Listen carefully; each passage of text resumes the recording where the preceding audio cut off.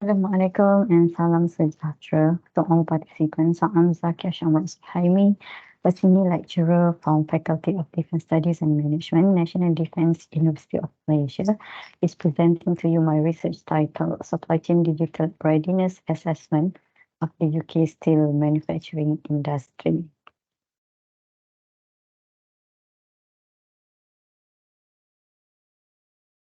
So there are five parts of today's presentation. Begin with the context and problem setting, followed by the supply chain digital readiness maturity tool, and then the methodology that we use, the result, and end with the key takeaways. Context and problem setting. Right, the UK played a major role in the steel industry in 19th century, but then the role has declined in recent years due to the overhead costs, high energy prices, high business rates. So this making the industry 28th steel producing country in 2022. So these issues, the high overhead costs, energy prices and business rates, coupled with the intense international competition, has made the UK steel manufacturers struggle to be cost competitive and to be sustainable. Though the role has declined in recent years, but then the UK steel sector still plays a crucial role and has been the backbone to the UK economy. So the industry contributes 0.1% to the total economic output, as well as 1.2% to the manufacturing output. So the industry ensures resilient supply chains of the construction industry, as well as the manufacturing industry, by providing employment not only to the industry itself, but also to other industries in the supply chain. And we could also see that the demand was expected to increase from 9.4 kilotons in 2015 to 11 kilotons in 2030. So realizing the significant role played by the industry, it is really crucial for the steel industry to transition from being a traditional supply chain to the integrated supply chain, because currently the steel industry is a very complex industry. It consists of largely discrete and siloed functions such as like planning, purchasing, manufacturing, logistics, and marketing. So as such, this study, the overarching aim and objective of this study is to see how how digitalization or how increasing supply chain core processes maturity level could improve the UK steelmakers productivity as well as sustainability. Next, supply chain digital readiness maturity tool. So this tool was developed by Janet Gottsall, currently a dean for the School of Business and Economics in Loughborough University. So together with Jen, Blue Yonder, they a consulting firm, they formed the supply chain digital maturity tool. So this tool has identified 11 core supply chain processes, and these processes can be broken down into three planning horizons. So we have the strategic planning that covers planning over a year or more.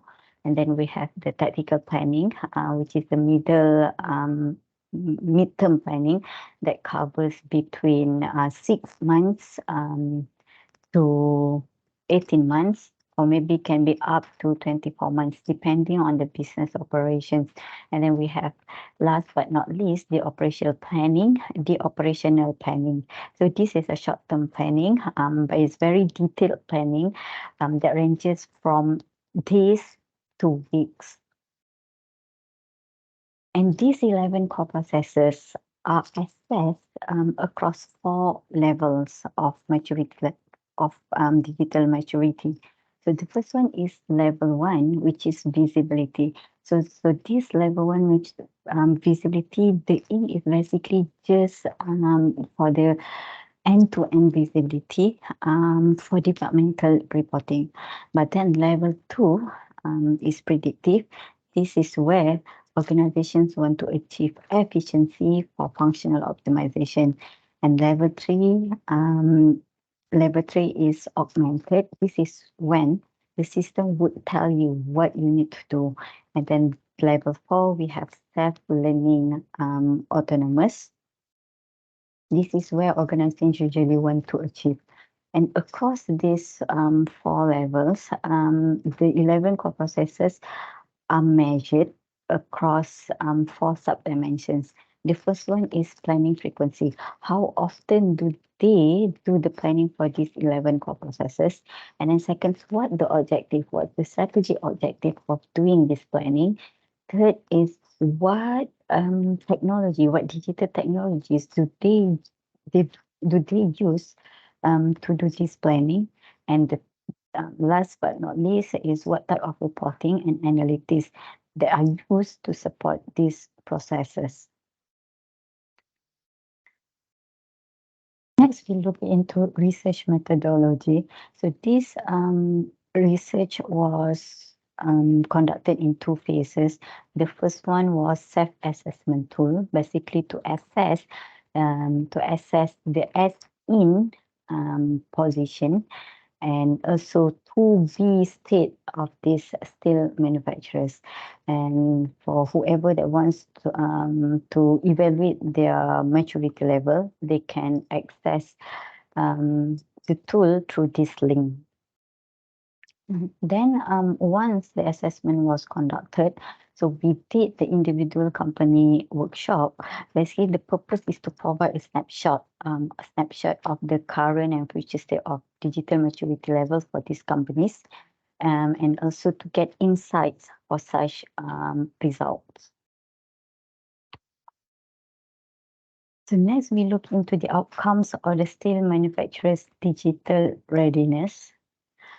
So this assessment was participated by four companies, and at least we have one representative from each company. Only one company that was represented by two respondents.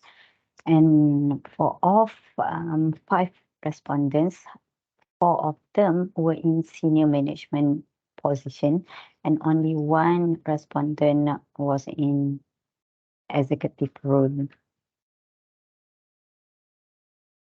All right, now we look into the readiness level of these steel makers, the current readiness level of these steel makers. So currently, the steel makers was 1.8, the readiness level was 1.8, which is between level 1 and level 2. So we could say that these steel makers, they were in transitioning from having end-to-end visibility, just doing the planning for departmental reporting, to achieving functional optimization, which is level 2.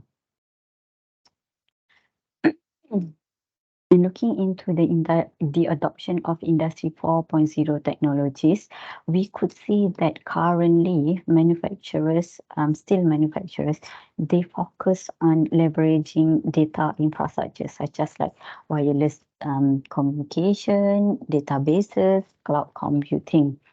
But then in the next 5 years, we could see an increase of the adoption of this Industry 4.0 technologies such as artificial intelligence, machine learning, and also Internet of Things. So it's really important for the steelmakers currently to build their data infrastructure, because using the legacy infrastructure actually could hinder the steelmakers' ability to deliver their new capabilities in transitioning or in transforming into digitalization stage. Next, we look into the strategic, the planning horizon results. The first one is the strategic planning. So from for this strategic planning, we could see that less emphasis was given by the steel makers on the network design process. So for the steel maker B2, they scored 0 because because steel maker B2, they don't really have a network to be managed. So that's why they play 0 because they only have like one plant. But then for other manufacturers, for other steel manufacturers, um, they put less emphasis on this network design because they have a wide area to be managed to. But because of this wide area of network, so that's why they put less emphasis. They only focus on the network that they belong to, or maybe the plant or the facility that they belong to. So that's why less emphasis was given on this network design process. And from this result also, we could see that higher emphasis was placed by steelmaker B2 on the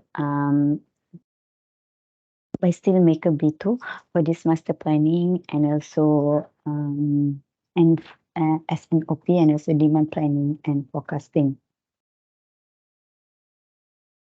The reason is because steelmaker B2, the nature of the steelmaker B2 that involved in the high-end engineering manufacturing. So it required them to deliver parts to the customers on time. So because of that, steelmaker B2, they invested in a planning system. So this planning system enabled the steelmaker B2 to have visibility, to track and trace the processes, the parts from the beginning, from the melting process up to the delivery to the customer. Next is the tactical planning. So for this tactical planning, we could see that steelmaker C3 scored slightly higher than the other steel producers. So this explains that steelmaker C3 updated their tactical planning frequently or on a regular basis as compared to other steel makers. This is because of they want to achieve like cost reduction in the steel making process. And this close collaboration between supplier and customers is also important for organization because this when they have like close collaboration with supplier and customer, so it enables steel manufacturers to have better inventory planning and also replenishment planning. Next is the operational planning. For this operational planning, factory planning, scheduling, and allocation planning on order process promising with the processor with slightly higher costs. Especially for the factory planning, it's a very complex process that needs to be managed by the manufacturers because this process requires planners to deal with several resources such as like machine capacities, capabilities, and also skill set, operator skill set or staff skill set. So that's why the adoption of a system like ERP or SANP could enable the steel producers to do better planning, to do factory planning, and also order allocation according to the company's strategic priorities. This was evident for the case of steelmaker A1 because they invested in a system that enabled them to do on time delivery to the customer. Right, next, so 3 insights from this study. The first one, we could see that top level results were very, very generic. So it only tell you that steel makers had a lower current digital maturity level 1, than other manufacturers, without giving any further insights. And then second, we could see that all steelmakers, they aim to achieve a digital maturity level of 4.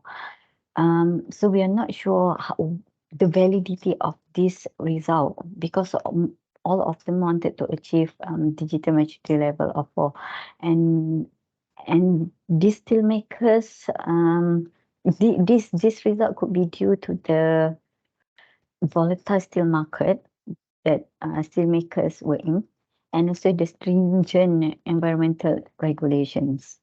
And then the third one, this is related to the number one, top level results were very generic. Because of that, we had to do individual company result. We examine the company individual company result by the planning horizon. So only then we could have better insights um, for the result. Right. Thank you for watching and listening. So to keep in touch, you can email me at zakiah@upnm.edu.my. Thank you so much.